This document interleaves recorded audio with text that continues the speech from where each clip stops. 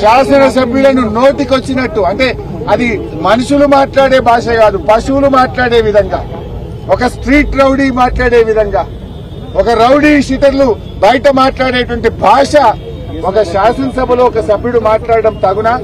దీన్ని ఎందుకు స్పీకర్ గారు మైక్ కట్ చేయరు?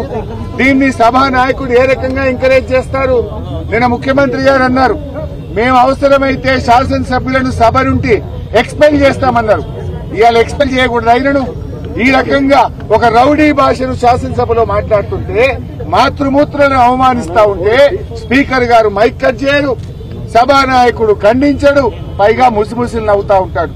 నిజంగా మీకు మాతృమూర్తుల మీద గౌరవం ఉంటే, మహిళల మీద మీకు గౌరవం ఉంటే తక్షణమే ఆ శాసనసభ్యుడిని ఎక్స్పెల్ చేయాలని చెప్పి మేము బీఆర్ఎస్ పార్టీ తరఫున డిమాండ్ చేస్తా ఉన్నాం. ఇదేమి రాజ్యం నాకు అర్థం కాదు. నిన్న మహిళా ఎమ్మెల్యేలను అవమానపరుస్తారు, ఇలా మాతృమూర్తుల్ని అవమానపరుస్తారు. అంటే అసలు ఎవరైనా మాతృత్వం విలువ తెలియని వాళ్ళు ఈ రకంగా మాట్లాడతారు తప్ప ఇది మంచి పద్ధతి కాదు.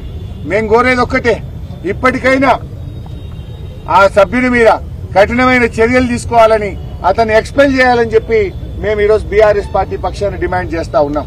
అంటే మొత్తంగా మహిళల్ని కించపరిచే విధంగా, మహిళల్ని అవమానపరిచే విధంగా ఈరోజు మాట్లాడారు. కొంతమంది కాంగ్రెస్ పార్టీ మహిళా ఎమ్మెల్యేలు నిన్నొచ్చి మా సబితక్క మీదనో కోవలక్ష్మి గారి మీద మాట్లాడారు. మరి ఈ రోజు మీ చెవులలో మీకు వినబడతలేవా?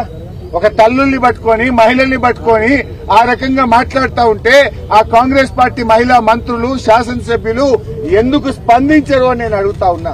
ఇదా శాసనసభ నడిపించే తీరు? మన పిల్లలకు మనం ఇదేనా నేర్పేది? ఈ భాష చూసి మన పిల్లలు రేపు ఏమనుకుంటారు?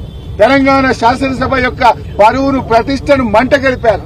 తెలంగాణ శాసనసభ గౌరవాన్ని తల దించుకునే విధంగా ఈ రోజు శాసనసభ నడుస్తా ఉంది. ఇది చాలా దుర్మార్గమైనటువంటి భాష, రౌడీ భాషను ఈ రోజు శాసనసభలో ఎంకరేజ్ చేస్తా ఉన్నారు. నిజంగా మేము ఆ రకంగా చేసి ఉంటే ఇవాళ ఒక్క కాంగ్రెస్ పార్టీ సభ్యుడు మిగులుతుండేనా? మేము ఆ రకంగా చేశామా? ఆ సంస్కృతి మేము ఎంకరేజ్ చేశామా? గతంలో ఈ శాసనసభ సభ్యుడు తెలంగాణ ఉద్యమం మీద కూడా మాట్లాడి నాలుక గరుచుకొని క్షమాపణ చెప్పిండు. మళ్లీ ఈ రోజు అదే భాష మాట్లాడినాడు. తప్పకుండా భగవంతుడున్నాడు, ప్రజలున్నారు, అతనికి తగిన శాస్తి జరుగుతుంది. ఆ శాస్తి జరిగేదాకా కూడా వదిలిపెట్టమని చెప్పి అతను డిస్క్వాలిఫై అయ్యేది ఖాయం. రేపు అతను మాజీగా మిగిలేది కూడా తప్పదని హెచ్చరిస్తా ఉన్నాం.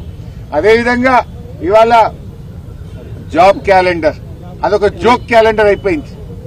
ఆ రోజు 6 గ్యారంటీలకు చట్టబద్దత అన్నారు, అది బోగస్. వరి ధాన్యానికి బోనస్ అన్నారు, అది బోగస్. ఇవాళ జాబ్ క్యాలెండర్ బక్వాస్ అయిపోయింది. అన్ని బక్వాస్ మాటలు ఈ కాంగ్రెస్ పార్టీ. ఒక్కటన్నా మాట మీద నిలబడరా? వడ్లకు 500 బోనస్ అన్నారు, 10% వండే సన్నాలకు ఇస్తామని ఎగబెట్టిండ్రు. మహిళలకు 2500 అన్నారు, మోసం చేసిండ్రు. వృద్ధులకు 4000 పెన్షన్ అన్నారు, మోసం చేసిండ్రు. ఎన్నో ఆశలతో, కోటి ఆశలతో ఎదురు చూస్తున్న నిరుద్యోగులకు నేటి జాబ్ క్యాలెండర్ బక్వాస్ గా మారింది, బోగస్ గా మారింది. ఏం చెప్పిండ్రు రాహుల్ గాంధీ గారు? మీరు అశోక్ నగర్ సెంట్రల్ లైబ్రరీ మెట్ల మీద కూర్చొని ఏడాదిలోగా